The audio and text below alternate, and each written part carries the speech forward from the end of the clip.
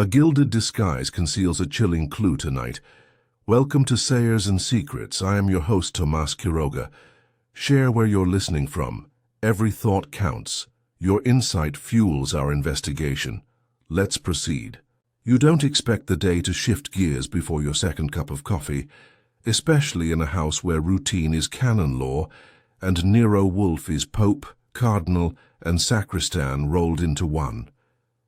But that Wednesday morning, grey, harmless, otherwise, suitable for orchid cataloguing and bacon consumption, a letter arrived that made the air in the brownstone feel a touch less sacred. I had just come back from a morning jaunt to the newsstand, bearing a paper Wolfe wouldn't read, and a cinnamon. Rather he'd sniff at, when I saw Fritz standing frozen by the mail table.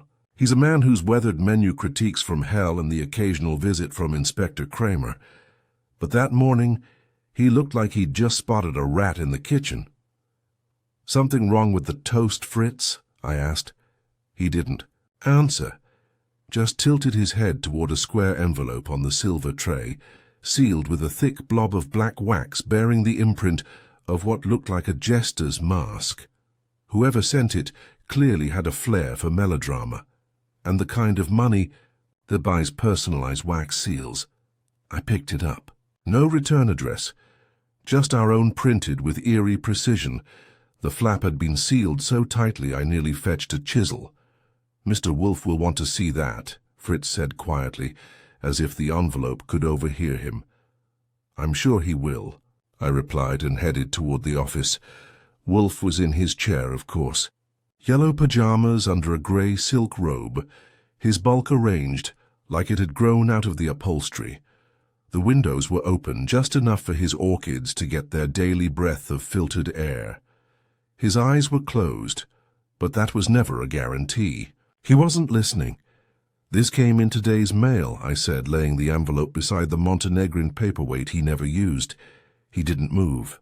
But then, he rarely did until a matter warranted motion, and then only minimally. "Your tone is theatrical," he murmured, eyes still shut. "That usually means the matter is either trivial or irreparably troublesome." "Which is it?" I gave. A shrug he didn't see. "It's sealed with wax and smells like expensive perfume. Also, the paper looks like it moonlights in a fencing academy. Make of that what you will." He cracked an eye and glanced down at the envelope, then opened. The other. That in Wolfe's world was equivalent to me throwing a chair through the window. "Well," he muttered, "that is new." He reached for the paper knife, ivory handle, Spanish blade, and slit the seal with a precision that would have made Fritz proud. The letter inside was handwritten in a looping, Baroque scrawl. Wolfe read it in silence, then grunted and passed it to me. "Mr. Wolfe, I am compelled by circumstance, pride, and a matter of inheritance to request a private consultation. The situation is unconventional, but of considerable importance, both moral and financial. I will call at your home at 10 a.m. today. I understand your aversion to uninvited guests. I also believe you will not dismiss me once I have explained. The seal you see is a courtesy, not a threat. Camilla Winston, formerly of Mulberry Towers, I read it twice. So are we expecting a baroness, a con artist, or just a bored heiress with good stationery?" "She'll be punctual," Wolfe said mostly to himself, "and determined. No doubt she believes she possesses leverage." "What makes you think that?" "She acknowledges my aversion, but offers no apology. A courtesy, not a threat, is the language of one who intends to make herself necessary." He closed his eyes again. "Show her in when she arrives, and Archie, have your notebook ready." At 9:59 on the dot, the doorbell rang. Fritz and I traded glances. I opened the door to a woman in a blue wool coat, gloves of dove grey, and a hat that could only be described as theatrical. She looked somewhere in her early 30s, the kind of age that holds posture like a weapon and speaks with careful, deliberate rhythm. Her eyes, green, calculating, went straight past me into "The house. Mr. Wolfe is expecting me," she said. "Camilla Winston." "Archie Goodwin," I offered. "Professional paper opener and door answerer. Come in." She stepped across the threshold like it was a stage cue. I led her into the office, where Wolfe had adopted his preferred interview. Position: reclined, steepled fingers. Gaze suggesting mild disinterest. "Miss Winston," he said. "I dislike disruptions. But you appreciate puzzles," she replied, slipping into the red chair reserved for clients with complicated motives. "And what I have is not just a puzzle, it's a performance, one that was interrupted by someone with far too much access and too little restraint." I sat down and opened my notebook. She continued. 5 years ago, I walked away from Mulberry Towers and never intended to return. Last month, my aunt died, and now someone has forged a letter in her hand, a letter that rewrites her will and names a new heir. Wolfe didn't blink. "And this concerns me because the forgery was exquisite, legally acceptable. But I know it's not hers." "How?" She paused. "Because the original will is hidden. I know where I left it. And when I went back, it was gone." Wolfe opened his eyes wider, which in his universe counts as a raised eyebrow. "You tampered with your aunt's legal documents?" "No, I hid a copy. In a hollow book in the Mulberry Towers library. I planned to confront her with it after I'd made peace, but I never got the chance. And the house? Being sold, stripped, and 3 cousins, each with reasons to want my aunt's estate, have already moved in like vultures in linen." Wolfe reached for his beer glass, sipped, and said nothing. I stepped in. "So you want us to prove the new will's a fake?" "I want you to prove which of them stole the real one. And why. And you think they'll come here?" Wolfe asked. She gave him a look that would have made a less confident man sweat. "They'll come, Mr. Wolfe, trust me. I've already baited the trap." There was a silence thick enough to cut with one of Fritz's carving knives. Wolfe's hand moved. "To ring the bell, Fritz," he called. "Schedule lunch for 1 guest. And inform Mr. Panzer to be on standby." I blinked. "You're taking the case?" "I am," Wolfe said, "because I dislike forgeries. And I despise games where the players are not honest about the rules." Camilla Winston only smiled. Slow, confident smile. Outside, the sky had darkened. Inside the brownstone, things were about to get much more theatrical, and I had a hunch we hadn't even seen the mask yet. I won't pretend I saw it all coming. Wolfe does that sort of pretending, usually to me and usually while sipping beer. But I'll admit when I'm behind the curve. At that point, all I knew was a woman with posture like sculpture and a past tangled up in some kind of family. Masquerade had waltzed into the brownstone with a wax seal and a story about a vanished will. And that was enough for Wolfe to say yes. Which, if you know Wolfe, is as rare as him agreeing to leave the house. After Miss Camilla Winston finished her initial pitch and was escorted to the dining room for Fritz's delicately smoked salmon and baby peas, I stuck around in the office, waiting for Wolfe's usual post-client mutterings. Sometimes he grumbled about grammar, other times about humanity. This time it was neither. "She's holding something back," he said finally, reaching for a fresh beer bottle without looking at me. "Of course she is," I replied. "She's stylish, she's calculating, and she's polite to Fritz. That's a trifecta of suspicious behavior if I've ever seen one." He grunted. "There is a difference between protecting personal grief and concealing complicity." "And you think she's leaning which way?" "She has not told us why she left Mulberry Towers 5 years ago, nor has she explained why she chose now, rather than at the reading of the will, to announce this so-called forgery." He leaned back, closed his eyes, and added, "Nevertheless, she is correct about one thing. There is a forgery. Whether it is hers or another's is the question." I made a note of that, underlining hers twice just in case Wolfe decided to throw curveballs later. He does that. keeps you guessing just long enough to make you feel like you might have solved something, then tells you you're a fool and hands you the real answer wrapped in logic and Latin.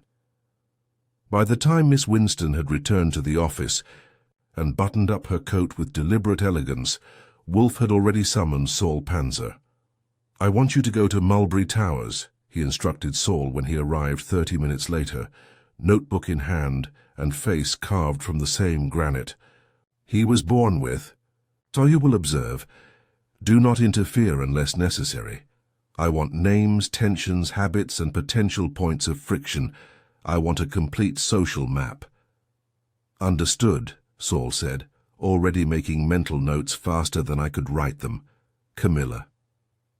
Handed him a folded piece of stationery. "That's the current occupancy schedule.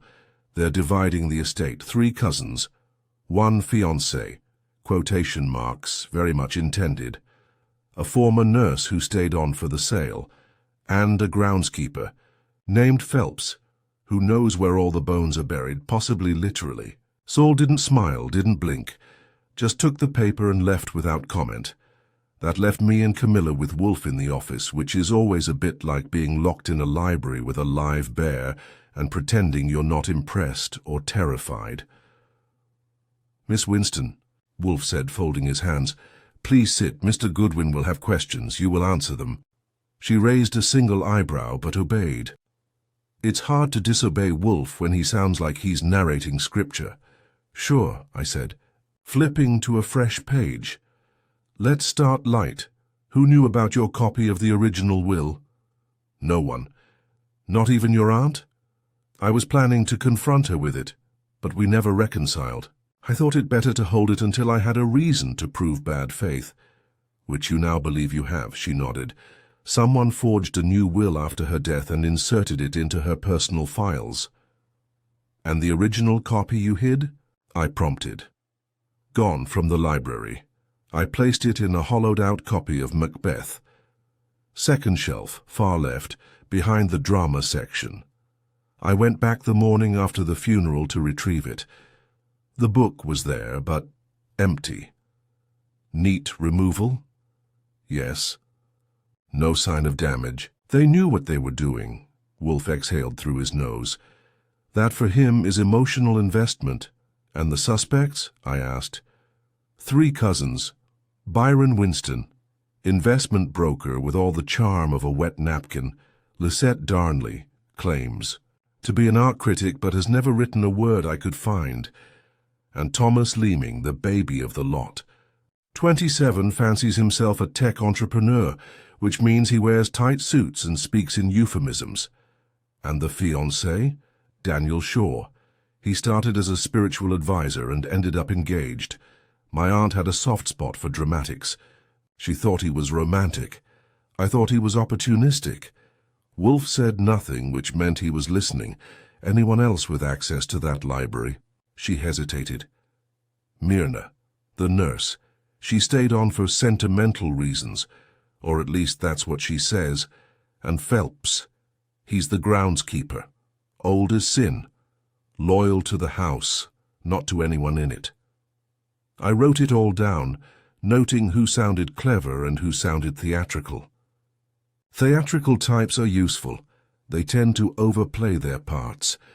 Wolfe finally opened his eyes. "You mentioned earlier that you baited a trap." She smiled. "Yes.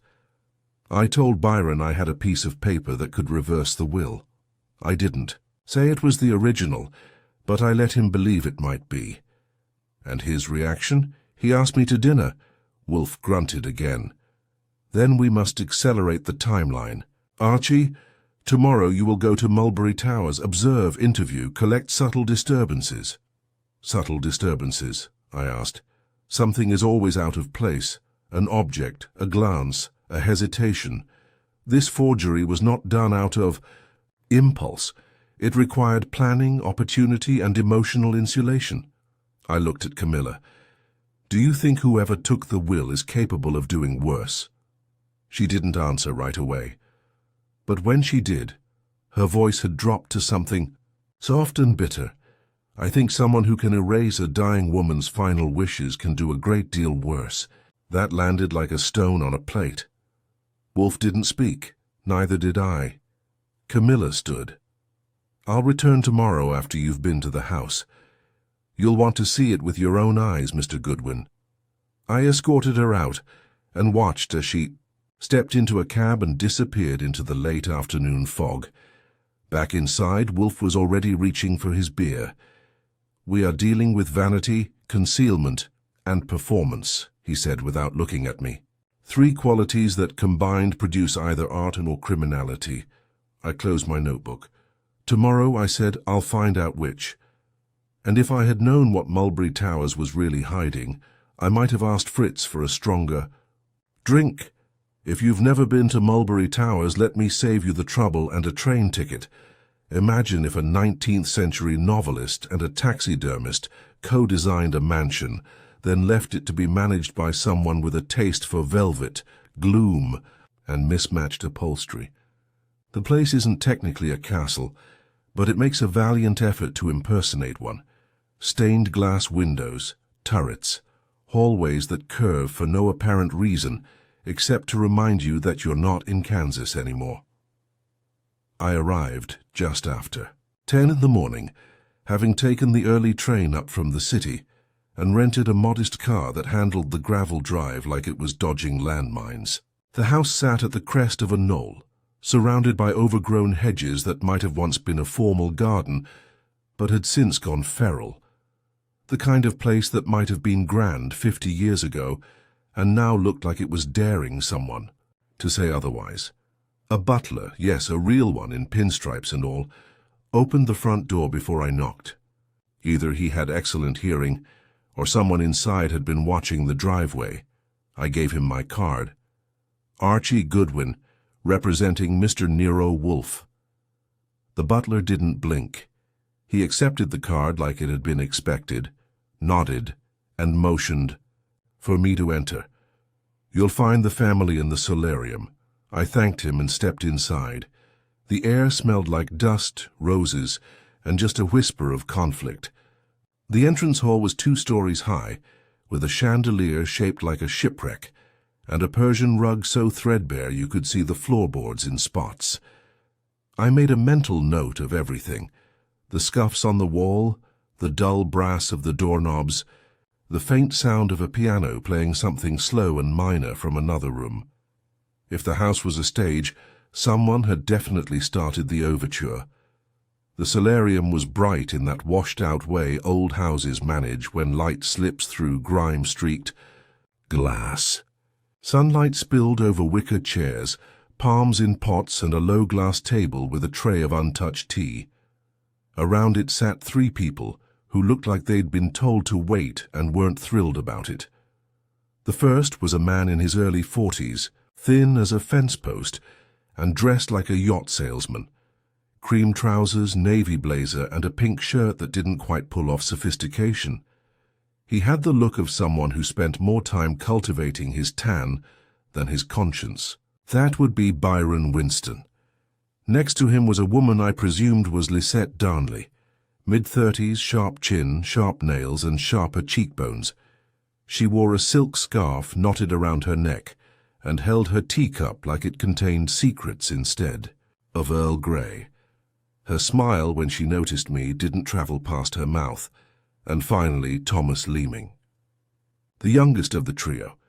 He had the haircut of a model and the posture of someone trying to appear taller than he was. His blazer was 2 sizes too tight, and he wore a silver ring on his pinky that he kept fiddling with, like it owed him money.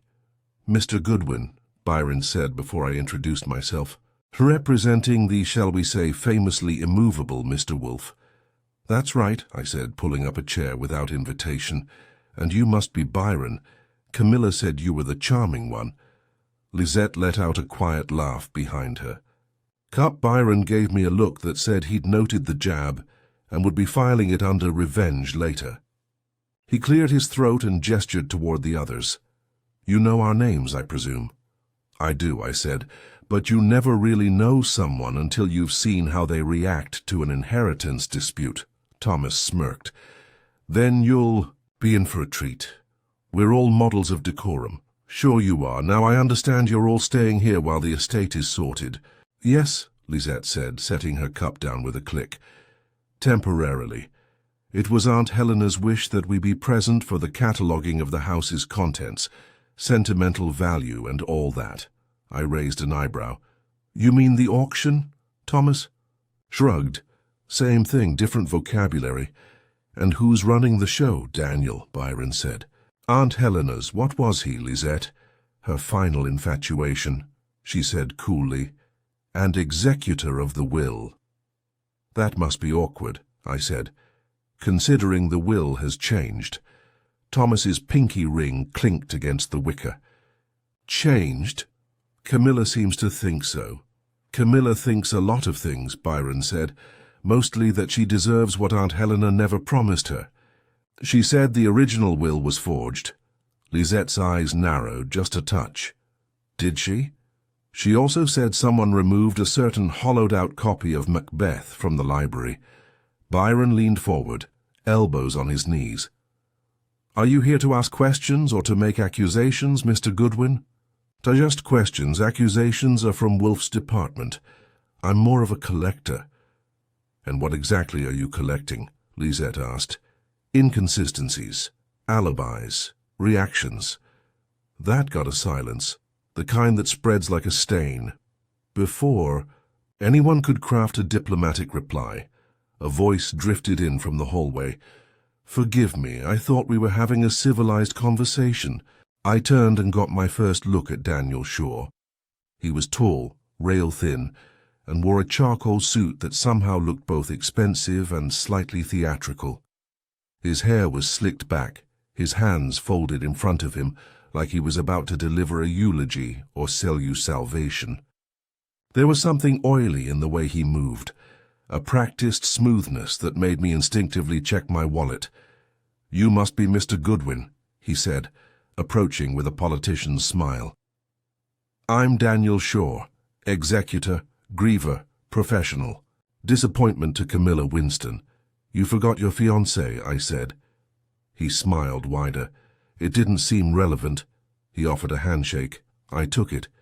His grip was warm, dry, and just a bit too tight, like he wanted me to know he exercised regularly. I've been informed you're investigating the will's sudden transformation. That's right. Well, he said, gesturing around the solarium, you'll find we're all very interested in truth here, even if some of us confuse it with entitlement. I watched Lisette's eyebrow twitch and Thomas cross his arms. Byron didn't move at all, which meant he was thinking. Where's the nurse? I asked. Myrna? She's in the East Wing, Daniel said, cataloguing some of Helena's personal effects. And the groundskeeper? Phelps comes and goes, said Byron. Lives on the property, talks to trees, harmless. I'd like to meet him. Daniel nodded. Of course, anything you need. I made a show of pulling out my notebook. In that case, I'd like to speak to each of you individually, informally. 5 minutes. Let's start with Byron. Byron gave an exaggerated sigh, but rose. Let's get it over with. As I followed him into the adjoining parlor, I took one last glance back at the others. Lisette was already lighting a cigarette. Thomas had begun tapping his foot, and Daniel Shaw was watching me, smiling just a bit too much. If this was a masquerade, the masks were already slipping. But the dance had only begun. The parlor smelled like cedar and old decisions. Heavy drapes filtered the morning light into a kind of subdued confession booth glow, while the furniture looked like it had been bought with arguments rather than comfort in mind. I took the armchair.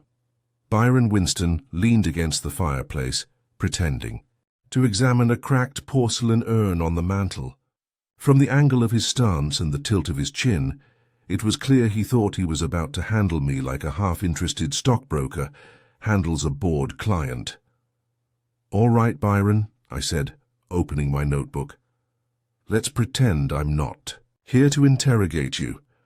Let's pretend I'm flattered, he replied, flashing a smile that had probably won over a few gullible investors, but didn't do a thing for me. So, I said, "What's your take on Camilla's sudden return?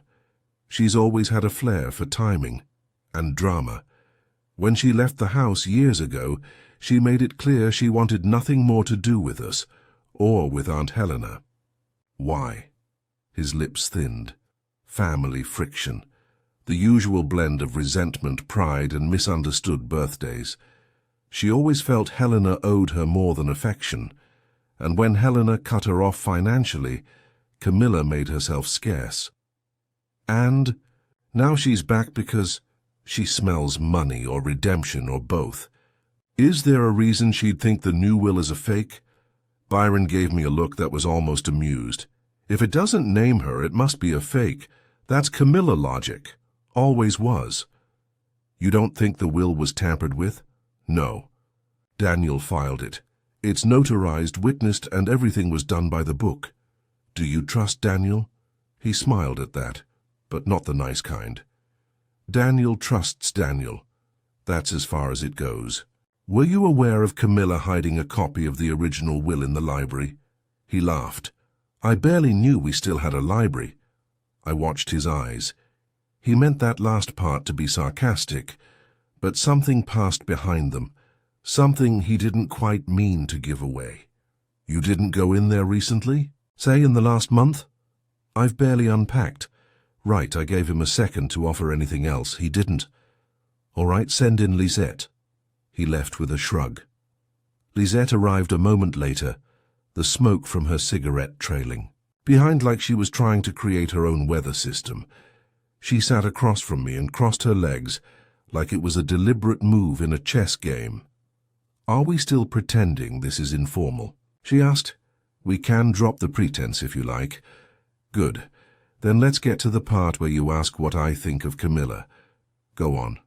She's clever, elegant, a bit tragic if you go for that sort of thing. And she's here because she's convinced herself she's been wronged. And has she? Lisette tilted her head. Possibly, but not by the will. Meaning? Helena didn't write people off easily. If Camilla was excluded, it wasn't sudden. But if Camilla's story is true, and the original will was hidden, someone went to a lot of trouble to make sure it stayed hidden. Then perhaps you should look into who benefits the most. That includes you. Of course it does, she said smoothly. But I have no reason to forge anything. I don't need the money, I have my work. You're an art critic, she gave a dry smile. In the broader sense, I consult, I advise, I interpret. Interpret what exactly? Value, style, intention. Like you're trying to do now. All. Right, I said. When was the last time you were in the library? She tapped her cigarette against a porcelain tray beside her. A few days ago. I was looking for a copy of a book Helena used to read me as a child. Something about a governess and a ghost. Find it? No. But I found dust, silence, and the faint feeling of being watched. That normal for this place. It's Mulberry Towers. Normal died here in 1923. I didn't smile, but I noticed it. Either Lisette had a poet's mind or she was rehearsing for a part in a better life. One last question. Do you trust Daniel? She gave a long exhale. I trust him to know what people want to hear. He's had practice. She stood before I could say more, trailing scent and sarcasm in equal parts. Thomas came in a minute later, holding a teacup and walking like he'd spent too much time in shoes that weren't designed for actual walking. Mr. Goodwin, he said, flopping onto the couch. This is all wonderfully cloak and dagger. Do you always travel with a notepad and an air of suspicion? Occupational hazard, I replied. Tell me about the will. The drama, the forged document, the lost pages, the hidden truth. I feel like we're one thunderclap away from the full Gothic experience. I gave him a look. Are you always this theatrical? I did 2 years at RADA. Old habits. All. Right, Hamlet. Did you know Camilla hid a copy of the original will? No, but it sounds like her. A secret inside a book. How literary. You weren't curious what the old will said. I assumed it was something dusty and fair and hopelessly optimistic. Helena was many things, but cruel wasn't one of them. So you think the new will is genuine? He shrugged. I think the new will was found in a sealed envelope in her desk with all the necessary bits. If it's a fake, it's a very good one. And Daniel filed it. Yes. Daniel's very good with things that need filing, and with grieving widows. That got a smirk. He's less good with honesty, but he means well usually. When was the last time you were in the library? Yesterday. I was bored. I wanted to see if I could find something on early French architecture. Did you?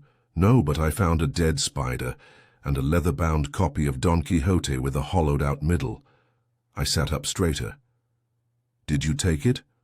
No, I left it right where it was. Which shelf? Second from the left near the fireplace. That tracked, and you didn't tell anyone, would you? Fair point. All right, I said. Last question. Who would have had the nerve to forge the will? Thomas grew quiet.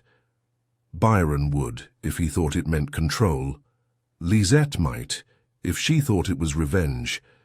Daniel would, but he'd convince himself it was noble. And you? I'm the youngest, he said with a grin.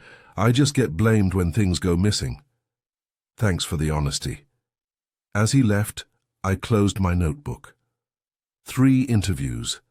3 very different performances. I'd heard lies, half-truths, and possibly one glimpse of an actual clue. Now it was time to meet the people who weren't part of the inheritance game.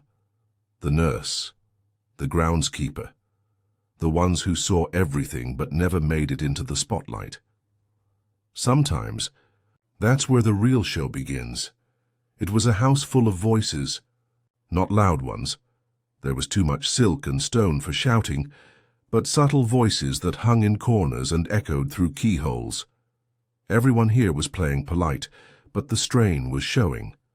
The kind of strain that made old wood creak differently, shunned a foot, and doors close with just a touch too much finality. After finishing my interview with Thomas, I took a walk through the eastern corridor. The house had a way of swallowing noise, like it was collecting secrets. The air grew cooler as I moved farther from the solarium, and the rugs underfoot thinned into runners that looked less decorative and more forgotten.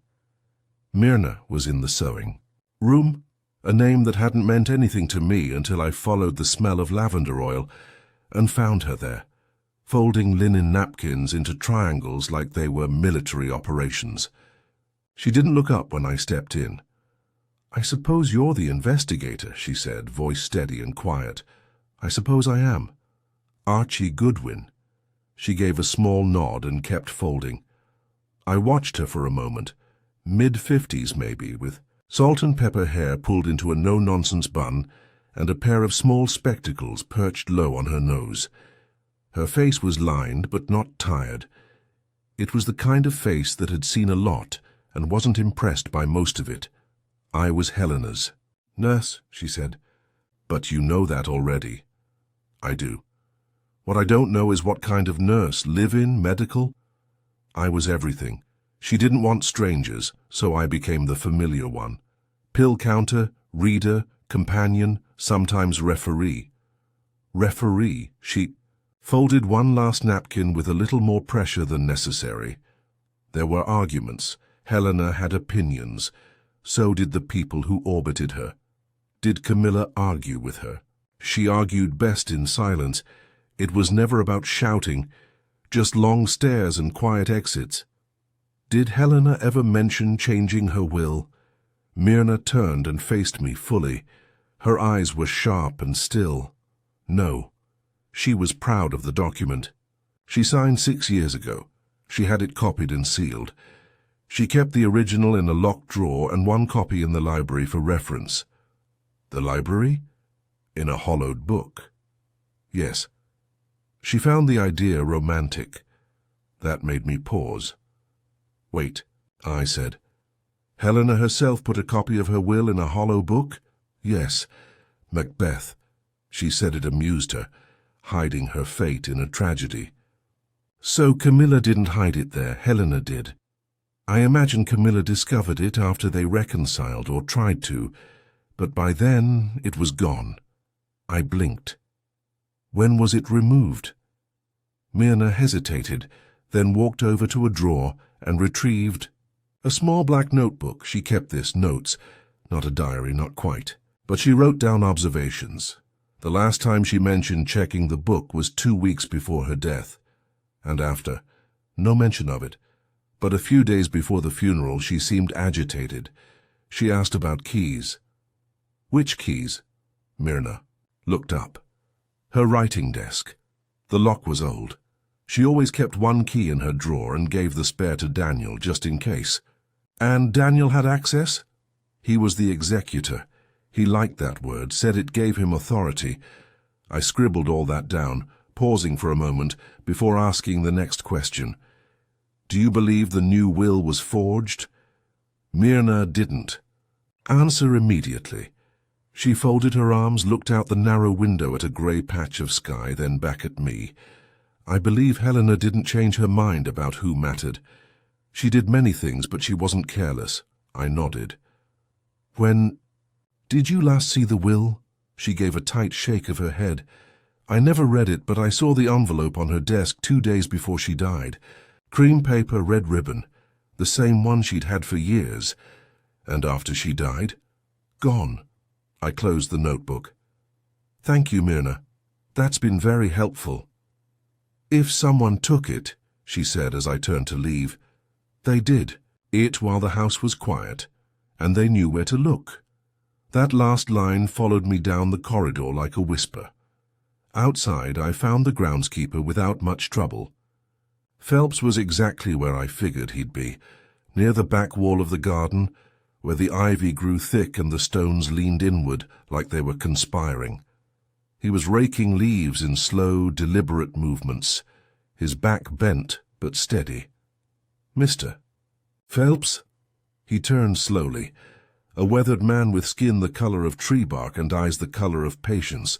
He wore suspenders, a cap, and an expression that hadn't changed in decades. Who's asking? Archie Goodwin. I'm investigating some confusion surrounding the will. He gave a grunt that might have been acknowledgement, or just an old man's opinion of people in suits. I hear you've been here longer than anyone. 63 years, he said. Helena was 10 when I started. She used to steal apples from the south orchard and blame the wind. I smiled. And now the orchard's gone and we're arguing over paper. He gave another grunt. Paper doesn't change what's real. I'm trying to figure out what's real. He leaned on the rake and gave me a long look. You're not like the others. I'll take that as a compliment. He nodded barely. You know the house, I said. Tell me about the library. Built it myself, carved the mantel. That hollow book, I made that too. That stopped me. Wait. You made the hollow Macbeth? Helena asked me to. Said she wanted a place for secrets. I told her people shouldn't hide what they're afraid to lose. She said she wasn't afraid, just cautious. When was the last time you saw it? Before the storm. What storm? 3 weeks ago. Big one. Power went out. Whole house is lit by candles and arguments. Someone went into the library that night? He nodded. Saw a light. Thought it was Helena at first, but she was asleep. I checked her window. Who was it? He looked out toward the trees, didn't see the face. But they moved quietly. Not one of the loud ones. You mean not Thomas? He grinned slightly. That one couldn't sneak past a cat. Did you tell Helena? She already knew. Said she'd fix it. But she didn't get the chance. He turned back to his raking. That's how these things go. You wait too long, the door locks behind you. I stood there a moment longer, then thanked him. As I walked back toward the house, notebook full and head spinning, I knew one thing. For sure. The forgery hadn't been sloppy. It had been precise, emotional, and done with the kind of care that only a guilty conscience would try to justify. Inside the brownstone, Wolfe would already be leaning back in his chair, waiting for me to deliver the pieces, and the picture those pieces were forming wasn't one of simple greed. It was something older, quieter, and far more dangerous. By the time I stepped through the front door of the brownstone, the sun had given up for the day and was crawling down behind the buildings. Manhattan had that twilight glow where the lamplight blends with car horns and everything seems a little more suspicious than usual. I wiped the garden dust off my coat, handed my hat to Fritz, and made my way into the office. Wolfe was exactly where I left him, centered in his oversized chair, hands steepled, the air around him smelling faintly of beer and old paper. The windows were cracked just enough to let in a breeze, but not enough to disturb the sanctity of the orchid room or Wolfe's carefully cultivated temperature gradient. "You've been gone," he said without looking up. "For 8 hours and 25 minutes. Didn't know you missed me." "I did not, but the house becomes noisier in your absence. Fritz has a way of clinking utensils when he's irritated." I dropped into the red armchair and opened my notebook. "Well, you'll be thrilled to hear I brought back more than noise." "I will be thrilled," he said, "when noise becomes information." I gave him a rundown in stages. First, the interviews with the 3 charming heirs, Byron, Lisette, and Thomas. Then the performances they gave, polished as a parlor mirror, and about as trustworthy. He listened without interrupting, just nodding slightly at key points: the hollowed book, the convenient ignorance, the unspoken grudges. I moved on to Daniel Shaw, the fiancé with the polished voice and executor's pen, followed by Camilla's correction, that it was Helena herself who'd hidden the will inside Macbeth. Then I gave him the notes on Myrna. She confirmed that Helena still had the original will 2 days before her death, I said. She saw the envelope on the desk, then it vanished. And she also said Helena had 2 keys to that desk, one in her drawer and the spare went to Daniel. Wolfe's eyes opened at that. Then he must be ruled neither out nor in, which is to say, kept in orbit. More than that, I said. Myrna said Helena asked about the desk keys just before she died. That smells like she realized something had been tampered with. Wolfe nodded. A realization at the threshold, often too late to act. And then there's Phelps. Ah, the gardener with the memory of an elephant and the charm of a rake. Don't sell him short. He built the library mantel, and he made the hollowed book on Helena's request. He saw someone in the library the night of the storm, said it wasn't Helena and it wasn't Thomas. That narrows it to 3, Wolfe said. 4 if we indulge in absurdity and include the nurse. She's not absurd, I said. I'm not saying she did it, but she's certainly holding something close. They all are, Wolfe muttered, more to himself than me. This is not a case of mere greed. It is a theater of self-preservation. One of them felt entitled. One of them felt overlooked. One of them felt desperate. And someone felt all 3. He leaned back in his chair. Continue. There's more. Thomas saw the hollowed book just yesterday. Said it was empty. Didn't mention it to anyone. Empty? Wolfe asked. And yet Myrna insists it had the copy until at least 2 weeks prior. That's right. And Daniel is the only one with that spare key to the desk. Wolfe was silent for a long moment. Then slowly he leaned forward, poured himself a fresh glass of beer and took a sip. They are performers, he said. Each of them, in their own way. Camilla with her dignified grief. Byron with his disdainful detachment. Lisette with her world-weary elegance. Thomas with his rehearsed charm. Daniel with his carefully cultivated authority. Even Myrna in her silence plays a part. And Phelps? I asked. Phelps, Wolfe said, is the only one who has nothing to gain and no illusion to protect. Which means his testimony, though vague, is likely the truest. I sat back and rubbed the bridge of my nose. So we've got motive soup and a missing will. Still no smoking gun. No, Wolfe said. Not yet, but we have intent. We have access. And we have something more valuable than evidence. Man, what's that? Contradictions. He stood, not fully, just enough to reach the bell cord, and rang once. Fritz entered almost immediately. Dinner? I asked hopefully. No, a call to Mr. Panzer. Fritz nodded and vanished. Wolfe turned to me. I want Saul to check the probate filings, confirm when Daniel submitted the will. I also want the notary identified and questioned, and most importantly, the date on which the document was allegedly signed. You think the timeline won't match? I think, Wolfe said carefully, that the date will matter more than the ink. I made a note of that. He settled back into his chair with a quiet grunt. There is also the matter of Camilla. What about her?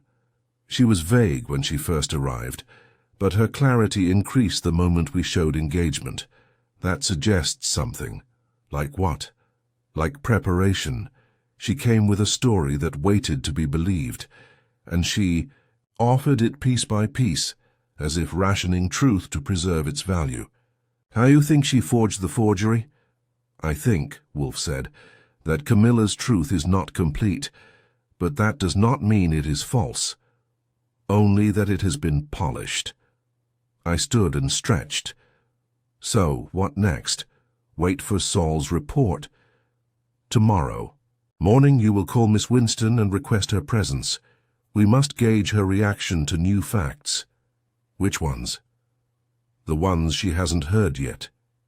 He closed his eyes, which in Wolfese meant the conversation was over. I left him in the office and went up to my room. Outside the wind had picked up, rattling the windows like the city was itching for trouble. I stared out at the traffic and the glow of neon signs and thought about the faces I'd seen that day. Byron, smirking by the fireplace. Lisette, veiled, in perfume and disdain. Thomas, lounging like a boy at play. Daniel, sharp and calm, too calm. Myrna, folding linen like it was sacred text. Phelps, guarding the garden like a monk in his final post. And Camilla, whose eyes never stopped watching, even when they looked away. This wasn't just a fight over paper. It was a reckoning. And Wolfe, sitting still in his chair, was about to make it happen, one word at a time. Camilla Winston arrived at the brownstone just after 11 the next morning, punctual to the point of poetry. She wore a dark green coat buttoned high at the collar and gloves that looked more theatrical than warm. If I hadn't spent the better part of the previous day watching her family unravel themselves into suspects, I might have believed she was here for an afternoon of polite conversation, but I'd seen the masks begin to slip at Mulberry Towers, and I'd made a habit of watching what people do after the first time they lie. They always lie better the second time. I met her at the door and led her through the front hall, where Fritz had just finished polishing the banister. The house was quiet, calm, with that faint smell of beeswax and oregano that meant lunch was underway. Wolfe, as always, waited in the office like a general at headquarters. Camilla stepped into the room with measured poise. She removed her gloves, hand placed them on the edge of the desk, her eyes briefly flicking to the row of books behind Wolfe's chair, possibly looking for another hidden will. "You summoned me," she said, settling into the red chair without being asked. Wolfe didn't move. He regarded her the way he does people who pretend not to need anything. "Miss Winston," he said, "your first visit was marked by an air of urgency and dignity. You claimed a forgery, you claimed a theft, and you claimed a motive among people, who to varying degrees loathe you or each other. Today I am less interested in what you suspect. I am interested in what you have not told us." Camilla's face didn't change, but her fingers resting on the chair's arm curled slightly inward. "Mr. Wolfe," she replied, "I've told you everything relevant to the forgery." "No," Wolfe said, You have told us what makes you the protagonist. She blinked once. I'm not sure I follow. You concealed that it was Helena herself who hid the will inside Macbeth. Camilla exhaled. I didn't think it mattered who put it there. It matters when someone pretends to have exclusive knowledge of its location. You suggested you had hidden it. You let us believe that. But it was Helena's idea, and that makes your relationship to the document different. She sat back, measuring her words. I didn't lie. You omitted, Wolfe replied, and omission is a form of posture. I watched her closely. Her composure wasn't cracking, not exactly, but something behind her eyes adjusted, like a lever being pulled inside a machine. I found the will in that book 6 weeks ago, she said. I confronted Helena about it, but we didn't speak again after that. What was her reaction? She was surprised, not angry, not defensive, just tired. And then she fell ill. The following week she was bedridden. I left before she passed. Why? She asked me to. Wolfe's eyebrows rose. That, for him, is what other people might call shouting. Why would she do that? Camilla looked down, smoothing the fabric of her coat. Because she said I stirred things up. And did you? I asked questions, she said. About Daniel, about Byron, about the will. I told her the new document didn't reflect what she used to say about her estate, about who mattered. Did she deny writing it? She didn't confirm it either. Wolfe sipped his beer and let silence hang for a few seconds. You implied the forgery was the work of someone greedy, he said. But your language now suggests something more personal. Camilla looked up. I believe someone convinced her to rewrite it, or manipulated her, or took advantage of her failing state. And yet you said the signature is perfect. The dates, the notarization, the witnesses. Yes. Which makes the forgery, if it is one, either the work of a master or non-existent. I stepped in. Camilla, what if Helena did change the will? What if she meant it? Camilla's voice dropped. Then I misjudged her, but I don't believe I did. And if you're wrong, she looked at me for a long moment, then turned back to Wolfe. That's why I came to you. To find out. Wolfe leaned back in his chair and closed his eyes. Very well, he said. You will remain here for a time. Fritz will bring you tea. Mr. Goodwin and I must confer. Camilla didn't argue. She gave a nod and stayed seated as Wolfe rang the bell. Fritz appeared, expression neutral. Tea, please, Wolfe said. For our guest, in the front room. Fritz escorted Camilla out without a word. When the door shut behind them, Wolfe opened his eyes. She's fraying, he said. Not unraveling, but beginning to. She's not making it up, I said. At least not all of it. No, Wolfe agreed. She is operating on belief. But belief is not truth, it is close to it. He rose, slowly, deliberately, and walked to the globe in the corner.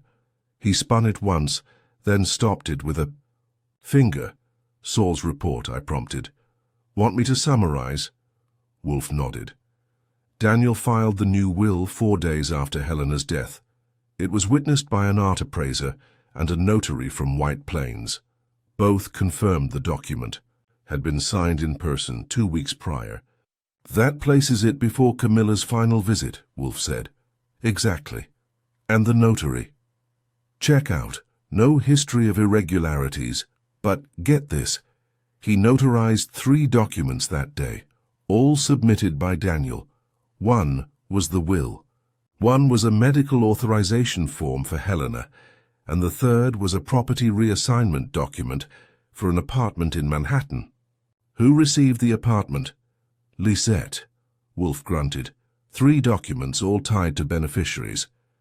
And all filtered through Daniel, I added. Wolfe returned to his chair and steepled his fingers again. It is time, he said. To invite them in. All of them? Yes, one at a time, then all together. But first we shall stage an introduction. To what? To doubt. I leaned back, nodding. You think if we shake the branches, one of them will fall out, Wolfe finished. He rang again. Fritz returned, still dignified as ever. Schedule meetings, Wolfe said. One by one, here, starting tomorrow. Fritz nodded and disappeared. Outside, the city hummed. Inside, we were no longer guessing. We were narrowing, and the masquerade was almost ready to drop its mask. Byron Winston arrived at the brownstone the next morning at precisely 11:15, which meant he was either trying to assert control through punctual imprecision or simply thought we'd be grateful he showed up at all. He wore a charcoal grey suit with a lavender pocket square, the kind of ensemble that tried to look accidental, but had clearly been rehearsed. The man oozed confidence, but it wasn't the sort that came from certainty. It was the kind that feeds on performance. I led him into the office where Wolfe was already in position. He hadn't moved from his chair since breakfast. I'd seen boulders shift more often. Byron stepped inside, glanced around at the room with its books and dark wood paneling, and gave a half-smile. Impressive, he said. Feels like the kind of place where you're expected to confess something. If confession is warranted, Wolfe replied, then the room may encourage it. If not, it is merely furniture. Byron laughed lightly, then dropped into the red chair opposite Wolfe without being asked. That alone would have told Wolfe everything he needed to know. I sat off to the side with my notebook open, pretending to scribble. Wolfe didn't believe in unnecessary preambles, so he began with what he called the press of context. Mr. Winston, Wolfe said, folding his hands over his stomach, you are here as a result of a conflict surrounding the testament of Helena. Winston, you are named in the current document as a beneficiary, yet your cousin asserts that this document is not authentic. Yes, Byron said, smoothing a wrinkle from his pants. Camilla has made it abundantly clear she believes herself cheated. And what do you believe? I believe people see what they want. She left, Mr. Wolfe. She abandoned Helena and the family for years, and now she comes back, waving accusations like a flag. That is not a belief, Wolfe said. It is a sequence of events. I asked what you believe. Byron hesitated for just a fraction of a second, then, I believe the will is genuine. Wolfe nodded once, slowly. And you have no reason to doubt Daniel Shaw's role as executor. I didn't say that. That earned him a longer pause. Wolfe shifted slightly in his chair, a move that to him was like an earthquake. Explain. Byron tilted his head, as if weighing how far to go. Daniel is de-strategic. He's not dishonest, not overtly, but he curates the truth. Does that include the truth about Helena's intentions? I don't know, Byron said, a little too quickly. I'm not saying he fabricated the will. I'm saying he may have influenced Helena's decisions, or helped shape them. Why would she need shaping? Byron exhaled through his nose. Because she was getting older, frailer. She wanted harmony even when it was undeserved. Daniel has a way of offering solutions that seem reasonable at first glance. You don't realize they're traps until much later. Wolfe picked up his beer glass and took a small sip. So, he said, you believe the will is genuine but potentially the result of manipulation. Yes, which is to say, it may be legally sound, but ethically void. Byron didn't answer. That kind of logic is hard to wrestle with when you're on the winning side of the will, Wolfe pressed on. Let us return to the document placed inside the hollowed book. Macbeth, you claim to have no knowledge of it. None. And yet Camilla claims she found a previous copy of Helena's will in that very location. I don't doubt her, Byron said. I doubt her interpretation. What interpretation? That the existence of a prior will automatically makes the current one fraudulent. People change their minds. They do, Wolfe agreed. But when they do, they usually do not leave evidence of the former hidden in theatrical spaces. Byron, chuckled. Helena always had a flair for the dramatic. "Yes," Wolfe said. "And you, Mr. Winston, what is your flair?" Byron gave a small smile. "Control. Presentation. I work in finance. We deal in appearances that must also function. Yet your family," Wolfe said, "is not functioning." Byron looked at me, then back at Wolfe. "Is this the part where you try to rattle me?" "No," Wolfe said. "That comes later." The room held its breath. I could see Byron re-evaluating his strategy, like a chess player realizing he'd opened with the wrong pawn. "Do you recall the storm?" Wolfe asked. 3 weeks ago, yes, power went out, whole place turned into a stage set. And where were you that night? In my room, reading. Can anyone confirm that? No. You didn't leave. Your room? I went to the kitchen briefly, looking for a candle. And the library? No. Wolfe turned to me. Mr. Goodwin. Yes? Remind Mr. Winston what Mr. Phelps said. I flipped a page and read, he saw someone in the library that night, quiet, not Helena, and not Thomas. Wolfe looked back at Byron. You are in the process of elimination. Byron gave a short, clipped laugh. That's thin, Mr. Wolfe. It is a line, Wolfe said, not a conclusion, but lines become ropes when twisted with others. Byron leaned forward now, elbows on, his knees. Are you accusing me of something? No, Wolfe said calmly. I am reminding you that truth and performance often wear the same jacket. But the lining tells the tale. That shut him up. For a moment, anyway. I didn't forge anything. Byron said, I didn't enter the library, and if Helena changed her will, it was her decision. I may not agree with every part of it, but I didn't influence it. Wolfe nodded once. That, Mr. Winston, is the most honest thing you've said all morning. Byron stood. If we're done here, we are, Wolfe said, for now. I led him out and saw him to the door. As he stepped outside, he turned and said, Whatever you're doing here, be careful. People like Camilla, and they twist narratives until you forget what actually happened. And people like you? I asked. He smiled.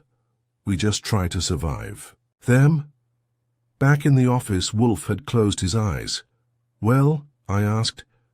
He is too comfortable, Wolfe murmured. Too quick with modest denials. He rehearsed those lines. So you think he did it? I think, Wolfe said, he is playing the wrong role. I sat down. And the right role? Victim. That caught me off guard. You think someone is setting him up? I think, Wolfe said, that Byron is being kept in the loop just enough to stay dangerous and just enough to be disposable. Outside, the clouds were moving in. A storm was brewing again, and inside this house the temperature had started to shift. One suspect down, the rest were on their way. Lisette Darnley arrived at the brownstone in a silk trench coat, the color of bruised lilacs, a scarf draped loosely over one shoulder, and sunglasses she didn't remove until Fritz had led her into the office. The moment she stepped into the room, she took stock of every detail. The Persian rug, the stacks of books, the angle of sunlight across the parquet floor. Then her gaze fell on Wolfe, and her lips parted into a smile practiced enough to deserve royalties. Mr. Wolfe, she said, this is much more charming than I imagined. I pictured heavy drapes, shadows, and perhaps the faint scent of despair. That would be the city's other detectives, Wolfe replied without moving. Please, sit. She lowered herself delicately into the red armchair, crossed her legs, and set her handbag beside her with deliberate grace. I was already in my usual seat with my notebook open, pen ready. Wolfe, for his part, hadn't yet acknowledged her fashion, perfume, or poise, which meant he'd noticed all of them. Miss Darnley, he began, this is not a conversation. It is a dissection. You are not here to persuade me of your charm or your elegance, though I assume they are not incidental. You are here because a document with legal weight and questionable origin has disrupted the terms of an estate. Camilla Winston contends that the document is forged. You, I assume, do not. Lisette adjusted her posture, then removed her gloves with the kind of attention you'd expect from someone performing on stage for a very specific audience. I assume, she said, that I am under no obligation to affirm or deny anything. Without counsel, Wolfe closed his eyes. You are under no legal obligation, Miss Darnley, but I find that people who bring lawyers to private discussions often intend to manufacture doubt, not dispel it. She smiled again. Then I'll keep mine on speed dial. Very well, Wolfe said. Let us proceed with what is undisputed. You are a named beneficiary in the current will. I am. And were you named in the previous version? I don't know. Helena rarely shared such details. She believed surprises kept the blood circulating. Wolfe opened his eyes just enough to look at her. You seem to believe you earned your inclusion. I was close to her, Lisette replied. Closer than some. Not closer than Camilla. Lisette hesitated. Closeness is measured in more than proximity. Camilla disappeared. I stayed. You also acquired an apartment in the city, Wolfe said. Through a property. Reassignment, signed and notarized 2 weeks before Helena died. She gave the faintest shrug. A gift, or a transaction. Do you have a theory, Mr. Wolfe? I have a question, he said. What were you offering in return? Lisette crossed her legs the other way and leaned back, exposing just a touch of frustration under the surface. I visited, I listened, I made her laugh. Sometimes that's worth more than blood ties and childhood diaries. You also had access to her desk, to her library. I never used it. You were in the library 2 days before the funeral. She blinked once. Yes, she admitted. But I wasn't looking for a will. I was looking for a book she used to read me, something Victorian and overwrought. You mentioned that to Mr. Goodwin. I did. But you did not mention that the book was hollowed. Lisette hesitated. Because I didn't see it. But Thomas did, I said. She turned to me.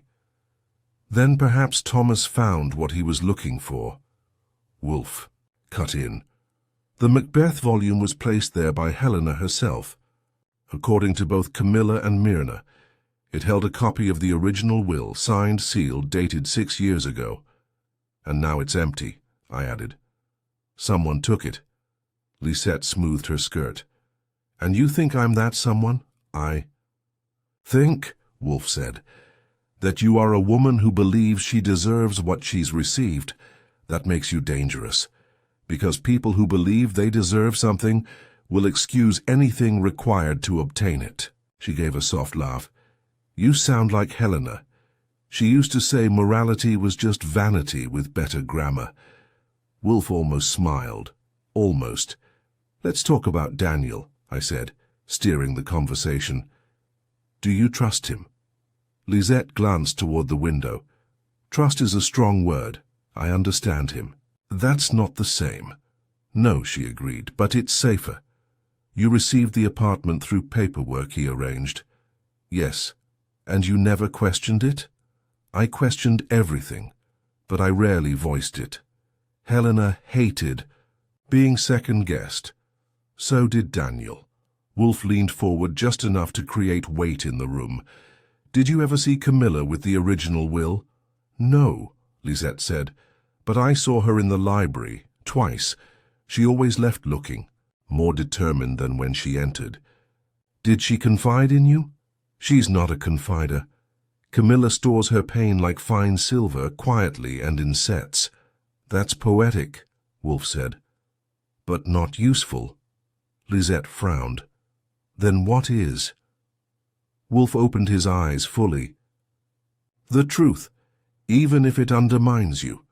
There was a pause longer than the rest. Lisette uncrossed her legs.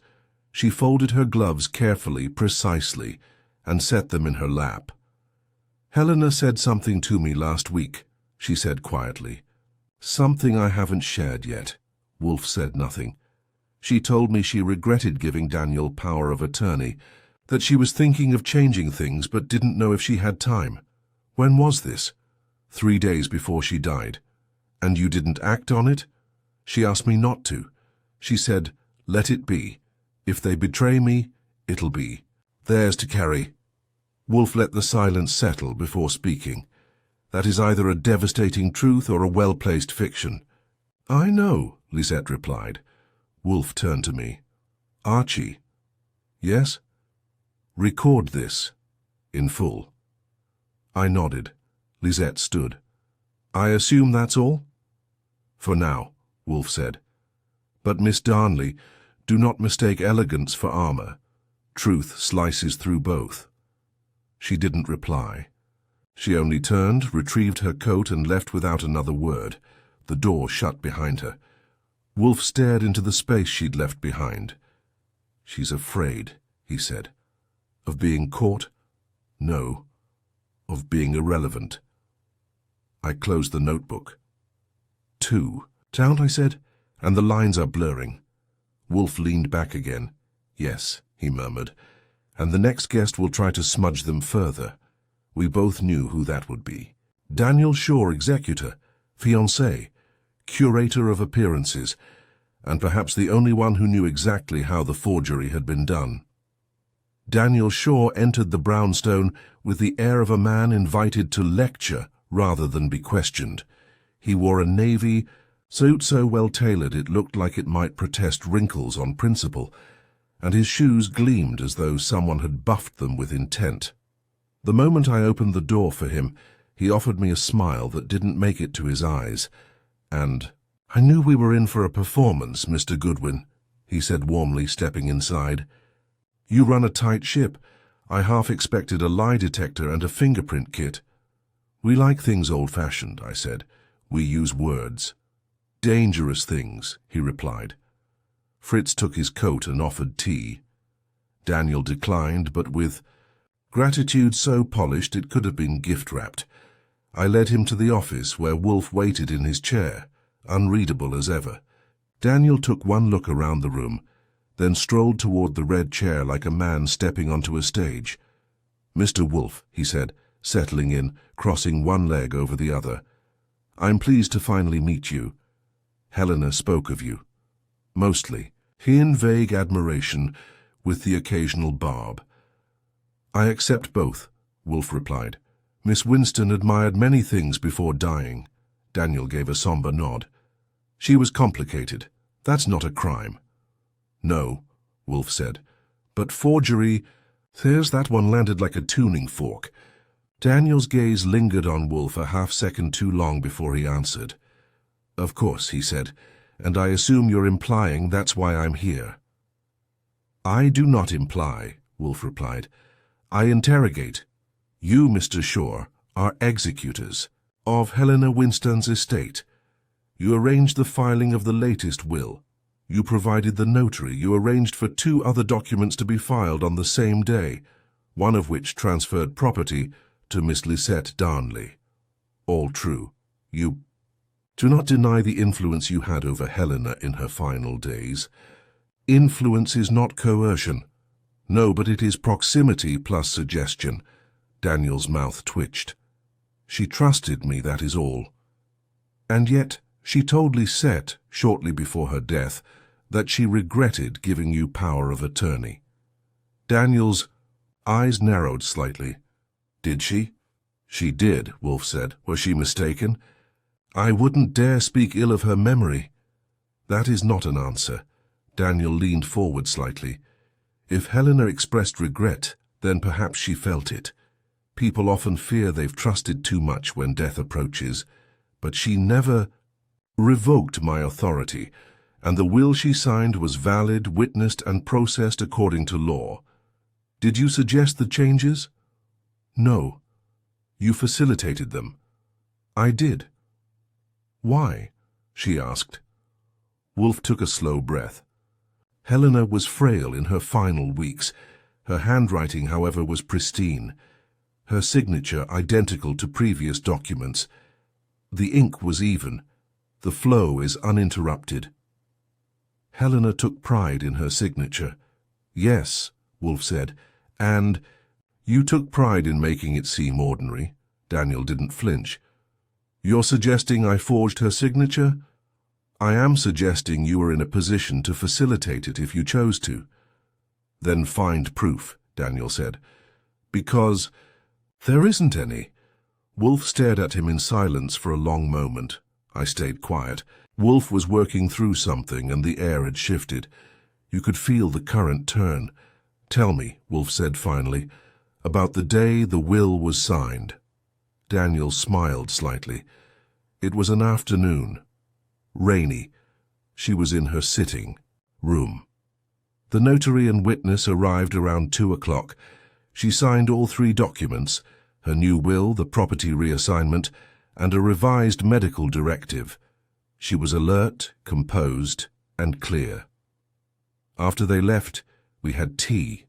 She asked me to read to her from Chekhov.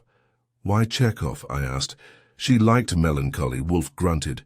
And what did she say after signing the new will? She said, "That's done, let them stew in it." That does not sound like serenity, Wolfe said. No, Daniel agreed. It sounded like bitterness. But Helena never promised. To be benevolent. And Camilla. She was gone by then, Wolfe adjusted in his chair. You believe Camilla's motive is entitlement? I think she wants to be absolved of leaving Helena behind. Yet you proposed to Helena before she died. I did, knowing her health was failing. Yes. Why? Daniel's gaze shifted only slightly. Because I loved her, or because marriage would have solidified your legal rights. That's offensive. Good, Wolfe said. Now we're speaking plainly. I leaned forward. Did you ever access the hollowed book in the library? Daniel turned toward me. I didn't even know it existed. Camilla says you did. Camilla says many things. Phelps saw someone enter the library the night of the storm. Quiet, deliberate, not Thomas, not Helena. Then you'll need to ask Byron or Lisette. We have, Wolfe said. They both deny it. And you believe them? I believe what people reveal when they lie, Daniel didn't blink. Then you'll enjoy this. I didn't go into the library, I didn't touch the book, and I didn't forge anything. Yet you were the final guardian of Helena's documents. Yes. And the executor of a will that materially benefits you. That's legal, it's not a deception. Not necessarily, Wolfe said, but perhaps a misrepresentation of morality. Daniel stood abruptly. Are we finished? For now. He straightened his jacket, then looked at me. She would have liked you, Mr. Goodwin. You're thorough. Helena admired that. Appreciate the compliment, I said. We'll see if it holds. He left without shaking hands. I turned to Wolfe, who remained still, eyes half-lidded. Well, I asked. He's polished, Wolfe said. Too polished. Like a man trying to reflect light away from something dark. You think he did it? I think he orchestrated it, but didn't sign it himself. Correct. I leaned back. So who? Someone who had access. Someone who could mirror Helena's style. Someone with motive but not primary gain. You're not ready to say. No, Wolfe said, because the next person might reveal it without meaning to. I closed the notebook. Who's next? Thomas, Wolfe said. You think he's the weakest link? No, Wolfe said. I think he's the most likely to forget he's on stage. And that, I knew, was when the truth usually slipped. Thomas Leeming arrived late. Not scandalously late, not rudely late, just the kind of late that says, I don't run on your time. He breezed into the brownstone wearing a grey turtleneck under a houndstooth blazer and jeans that looked tailored within a millimetre of their lives. There was a confidence in his stride that bordered on rehearsing. His hair was perfectly messy, like a stage actor trying to pass as dishevelled, "Mr. Goodwin," he said with a grin as I opened the door. "Fair pleasure again. You should charge admission to this place. It's very theatrical." "I'll be sure to mention that to Mr. Wolfe," I replied, guiding him in. "He has strong feelings about decor and stronger ones about punctuality. Thomas's—" Eyes wandered over the hallway like he was absorbing set design. I half expected him to ask about lighting cues. When we reached the office, Wolfe was already settled in his chair, still as a cathedral gargoyle and just as welcoming. Thomas didn't seem to notice, or didn't care. He stepped forward with a kind of casual gallantry. "Mr. Wolfe," he said brightly, "at last." Wolfe didn't stand, of course. He rarely did unless something particularly dramatic was involved, like a spilled beer or an overturned philosophy. "Mr. Leeming," Wolfe said, "you are here because you are part of a story that has not yet admitted its narrator." Thomas paused. "That's quite a line." "It is not a line," Wolfe replied. "It is a description." Thomas glanced at me, then took the red chair and sprawled into it, one ankle resting over a knee. "You don't waste time with pleasantries, do you?" "I haven't the patience for them." Wolfe steepled his fingers. "Let us begin. You are 27. You claim to be in the early stages of founding a technology consultancy. You are one of Helena Winston's named beneficiaries. And you were present at Mulberry Towers for the 3 weeks preceding her death." "All accurate," Thomas said. "Although I might quibble with the word claim. I am starting a consultancy. If you know any venture capitalists with a sense of humor, send them my way." "You are also the only individual who admitted to seeing the hollowed book in the library after Helena's death." Thomas nodded. "Don Quixote, or what it looked like. Very postmodern." Wolfe's eyes remained steady. "You said it was empty." "Yes." "Why did you not mention this when the issue of the will arose?" Thomas shrugged. "Because I didn't know the book had anything to do with the will. I thought it was just another one of Helena's eccentric touches. The woman hid lavender sachets in the chandelier. I'm not exaggerating. You said nothing to Byron, Lisette, Camilla?" "No." "Why?" Thomas adjusted his posture. "Because they were all already busy sharpening their knives. I didn't want to get caught in the middle. You did not consider it relevant that a suspiciously altered book had been recently disturbed?" "Honestly?" Thomas said. "No, I thought it was a joke or a red herring." Wolfe raised a single eyebrow. "A red herring implies a deliberate misdirection." Thomas's smile faded a little. "Maybe I've read too many detective novels." "That is not evident." The pause that followed wasn't long, but it was meaningful. Wolfe rarely delivered a jab unless he was about to tighten the screws. "Mr. Leeming," he continued, "you have stated that you were in the library in the afternoon following the storm." "Yes." "You claim you went looking for something." "On architecture." "Yes." "Why then did you examine a book in the fiction section?" Thomas hesitated. "I was browsing." "No," Wolfe said. "You were searching, and you found nothing, because it had already been taken." Thomas shifted. "I didn't remove anything." "But you saw that someone had." "I saw that the book was hollow, that's all." Wolfe leaned forward slightly, the movement imperceptible to most. For Wolfe, it was as good as standing on the table and shouting. "Did Daniel Shaw instruct you to retrieve the document?" Thomas's head tilted. "What? No." "Did he suggest that you make sure the hollow book was empty?" "No." Wolfe waited. Thomas exhaled. "Look, Daniel and I aren't close. He thinks I'm immature. I think he's calculating." We smile, politely, and avoid each other's reflection. Yet he was present when the new will was signed. "Yes." "And you were not?" "No." "You received a smaller portion of the estate than Byron or Lisette." Thomas gave a half smirk. "Yes, the consolation prize. And yet you did not object. Why would I? Helena liked the idea of consequences. I had less to lose. I was a footnote." People who believe they are footnotes, Wolfe said, rarely admit it. It's allowed unless they are trying to distract from a different role. Thomas frowned. What are you suggesting? I am suggesting, Wolfe said, that you were given a task, a small task, one that could be brushed off later, one that would not arouse suspicion if exposed, such as opening a book, confirming a document had been removed, possibly remove it yourself.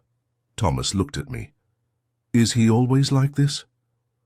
Only when he's right, I said.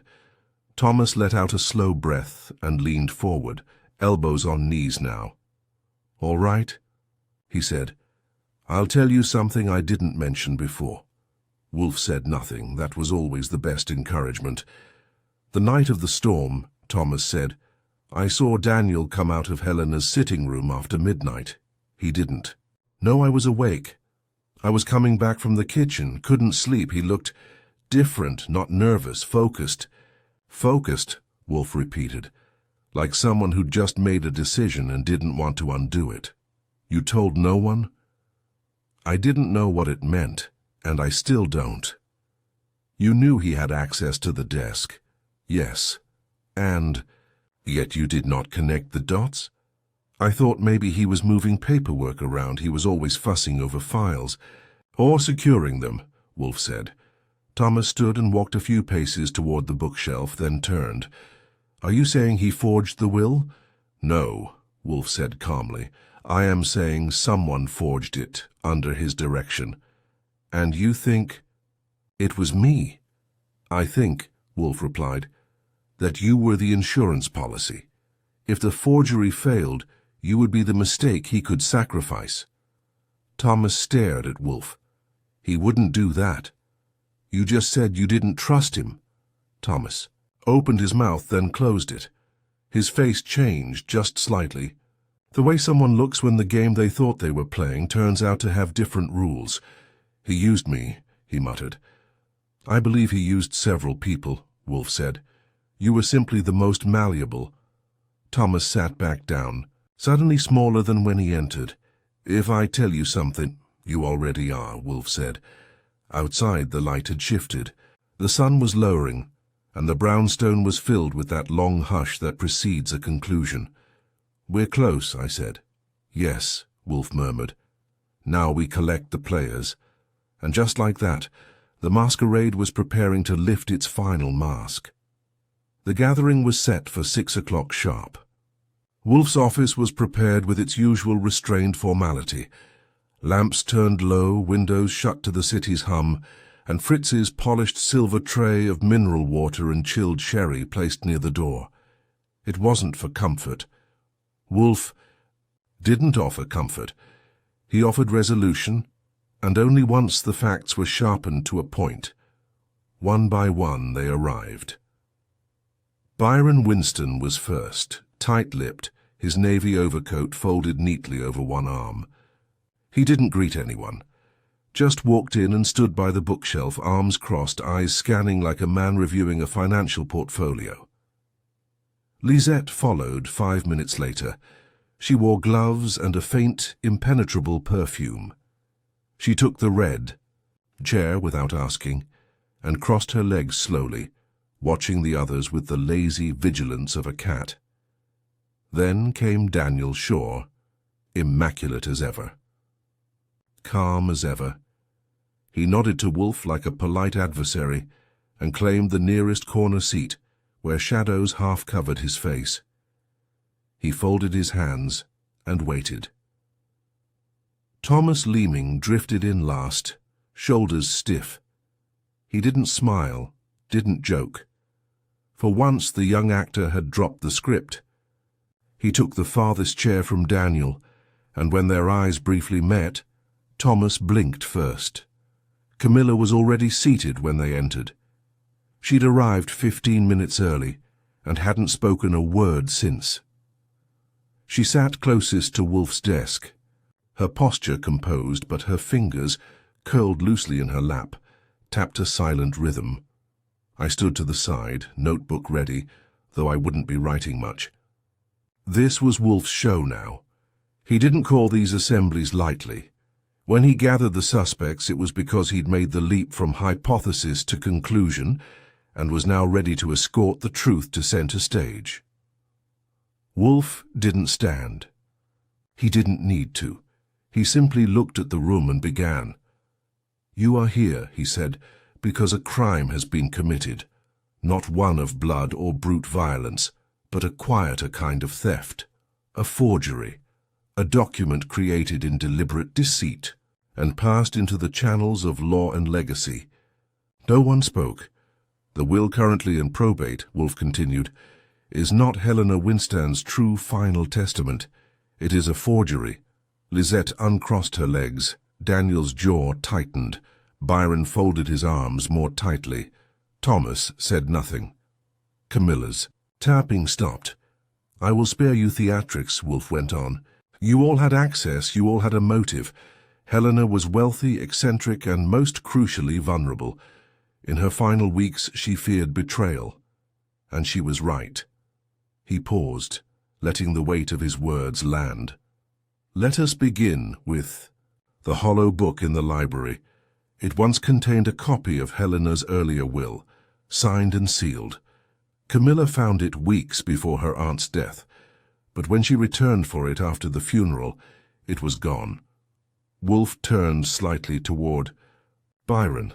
"Mr. Winston, you claim you never entered the library." Byron's voice was cool. "That's right. Yet Phelps saw someone there, not Thomas, not Helena. That leaves you." "I told you I was in the kitchen. You lied. But it is not the lie that concerns me. It is what you did not take. You were sent to confirm the document was gone, but it had already been removed." Wolfe shifted his gaze. "Miss Darnley, you visited the library that same week. You claim you were looking for a childhood book." Lisette's lips were tight. "That's true. No, it was an excuse. You were verifying that nothing incriminating remained. You saw the hollow book. You left it undisturbed. That in itself is an act of knowledge." "I didn't forge anything." "No," Wolfe agreed. "You simply let someone else do it and accept the reward." His voice turned colder. "Mr. Sure, the will bears Helena's signature, but the notary who witnessed it said she seemed lucid, that she spoke little, that you handled the process." "I assisted," Daniel said evenly. "You orchestrated," Wolfe said. 3 documents filed together, one gifting Lisette a property, one changing her medical authority, and the third, rewriting her legacy." Daniel didn't flinch. "But you are not the forger," Wolfe said. That earned a ripple of reaction. Even Daniel's eyebrows rose. "Forgery requires access, motive, and imitation. Your motive was strongest, but your ego is too refined to risk the task yourself." Wolfe turned. "Mr. Leeming." Thomas looked up. Pale now. "You saw the book. After the funeral, you knew what had been there. You saw it empty, and you said nothing." I didn't know." "Yes, you did. Daniel told you where it would be. Told you to check. Told you perhaps to make sure the real will never resurface. But you weren't the forger either. You're too careless. Too easy to read." Then Wolfe turned to the last person in the room. "Camilla." She looked straight at him. "You were the only one who had all the facts. You knew about the book. You saw the signature of the false will. You had the most to gain by invalidating it." Camilla's voice was calm. "You think I forged the first will to discredit the second?" "No," Wolfe said.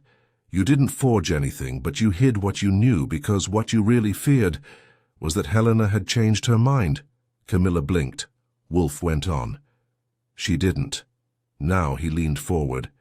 "Helena never wrote that will, but she never revoked it either, because she didn't have the chance. The room was very still. The forgery was created days before her death.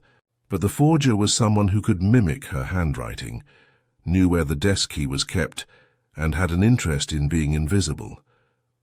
Wolfe's eyes landed finally on the quietest man in the room. "Phelps." There was a gasp. Camilla turned. Daniel stood halfway up. Wolfe raised a hand. He's not here tonight, he doesn't need to be. He looked at me, Archie. I stepped forward, holding up a small folded page. Recovered this from the gardener's shed hidden under a false floorboard. It's a draft, a rough copy, phrases copied from Helena's older letters and notes in the margins. Wolfe's voice dropped. Phelps forged the will.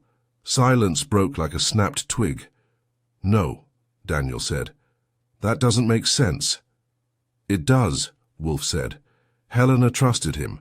He had free access. He disliked the family, thought none of you deserved a penny, but he couldn't destroy the estate. So he rewrote it, gave power to those who would tear each other apart. And Daniel? I asked. Phelps gave him the final document to file. Daniel never knew it was a fake. He believed it was real, but it was planted, subtle, dangerous, a final revenge. Camilla stared at the floor. Byron was pacing. Lisette was very still. Thomas just stared. Wolfe leaned back. Justice has many faces. In this case it wore a gardener's cap and a silent grudge. I closed my notebook. That was it. The masquerade was over.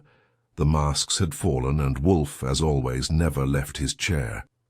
3 days later, the brownstone returned to its usual rhythm, quiet, curated, and indifferent to the city's noise.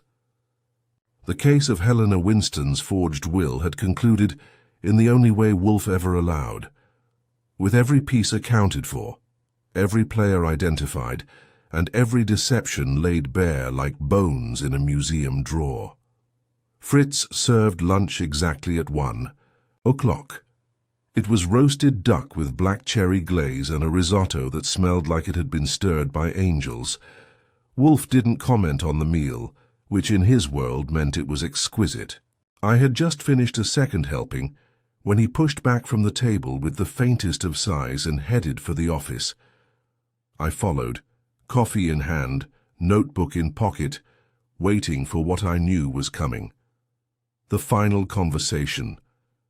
These were his post-case rituals, as reliable as Fritz's apricot tart.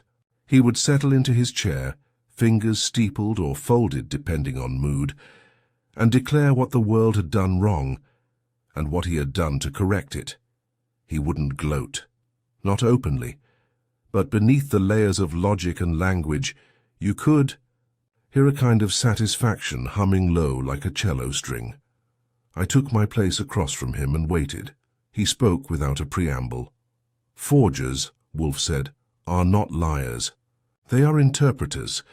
They believe they are restoring truth or reshaping it into something more righteous than the original. That makes Phelps sound like a philosopher. He was, Wolfe replied. A bitter one.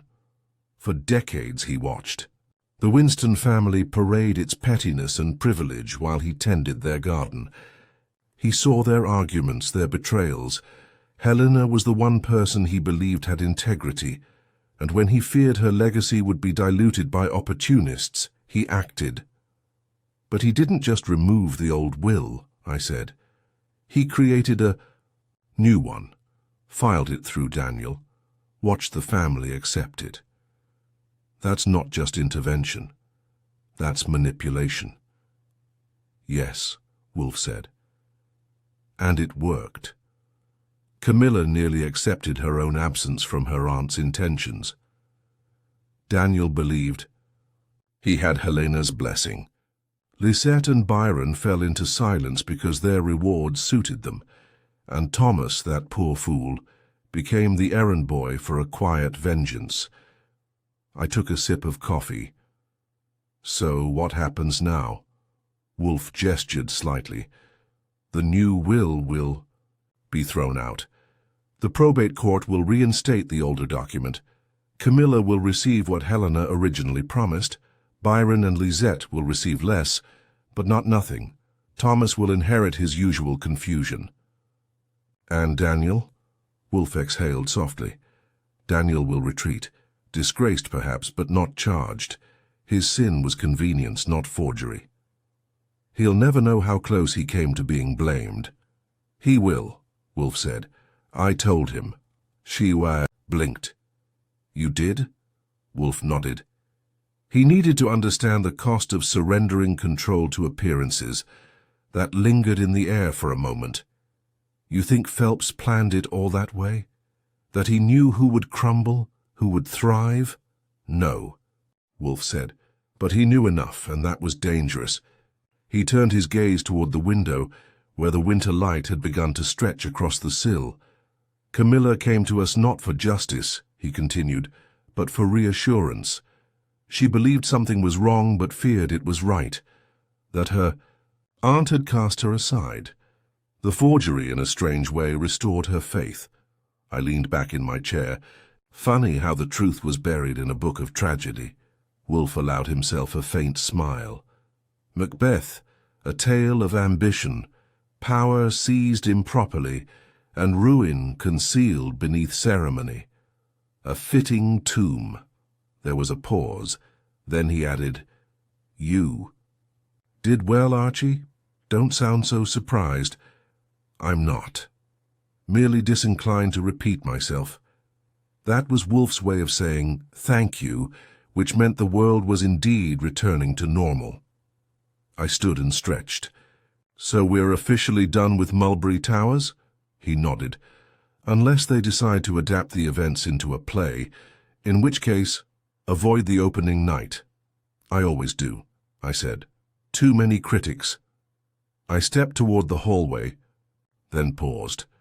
What about Phelps? He's still on the property. Wolfe opened his eyes again. Camilla is making arrangements. He will not be prosecuted. Why not? Because his crime was, in her words, the only betrayal that honored Helena's memory. I whistled low. That's either very wise or very naive. Both, Wolfe said. Most forgiveness is. I nodded, then headed toward the front. Room? The phone was ringing. Probably Saul with an update Wolfe no longer needed. Outside, the wind was tossing leaves along the curb, and the brownstone stood as still as ever, untouched by the drama it had just unraveled. Back in the office, Wolfe poured himself a fresh beer and leaned back in his chair. He closed his eyes, not in fatigue but in contentment. The world had tilted briefly, then righted itself again. There would be more cases, more clients, more masks and performances and paper trails written in invisible ink. But for now, the brownstone was quiet. The forger had been exposed. The inheritance was restored, and the play was over. Curtains drawn, dinner next. Just the way Wolfe preferred it.